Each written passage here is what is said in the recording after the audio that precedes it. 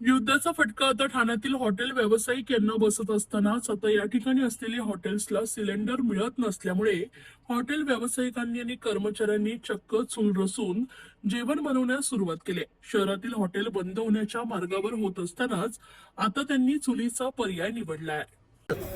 सिलेंडरच नाही आहे, तुटवडा बोलू शकत नाही. सिलेंडरच येतच नाही आहे.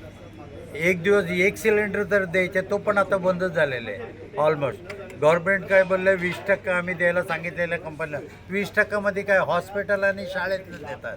त्याच्यामुळे हॉटेलवाल्याला कमर्शियल भेटत नाही आहे. आता तुम्ही ठाण्यात एक वेळे राऊंड मारा, अख्खा महाराष्ट्रात हेच हालत आहे. ठाण्यामध्ये आलो मी आत्ता आपल्या कलवा हॉस्पिटलच्या समोर जाऊन आला आहे. तिथे एक 10-20 वडापावच्या गाडी राहायच्या आहेत दरवेळे. म्हणजे ते गरीब लोक कुठून येतात, ते लोक तिथे वडापाव किंवा दिवस का, तर ते पण बंद झालेले आहे. म्हणजे कुठेही हॉटेल आता 50 ते 60% बंद आहे. आणि कुठले हॉटेल चालू ठेवलेले आहे, किचन बंद ठेवलेले आहे. सर, मोठ्या प्रमाणात लग्न सराई देखील चालू आहे. काही लोकांनी हॉल बुक केलेले आहेत. मग त्यांना कसं आपण सामोरं जातो? त्यांना आम्ही समजून सांगतात, त्यांना पण कळतात आजच्या दिवस आहे परिस्थिती काय आहे म्हणून. आम्ही बोलतो तुम्ही डेट एक्सचेंज करून.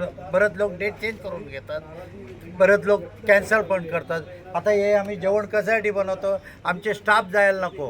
कोरोनाच्या काळात असं झालेलं आहे, सगळे गावी निघून गेल्यानंतर मग कोरोना संपल्यानंतर 2 महिना, कमीत कमी 2 महिने लागले आम्हाला हॉटेल सुरळीत चालू करायला.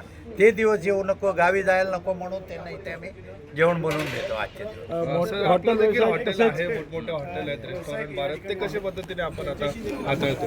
सध्या आम्ही किचन बंद ठेवले. आम्ही फक्त बार अँड रेस्टॉरंट, फक्त बार चालू ठेवलं, रेस्टॉरंट बंद ठेवले. रेस्टॉरंटमध्ये काय जेवण पोता येत नाही. सध्या ते स्टाफला पण जेवण बनवणं मुश्किल आहे. काही इथे काय बँकेटमध्ये इथे मोकळा जागा आहे, आम्ही इकडे स्टाफसाठी जेवण बनवतो. काही इथून जेवण बनवून तिकडे जाऊन स्टाफला पुरवतो जातात. सध्या ते हे पण नाही तर कधी आता पण लाकड विकड पण भेटत नाही.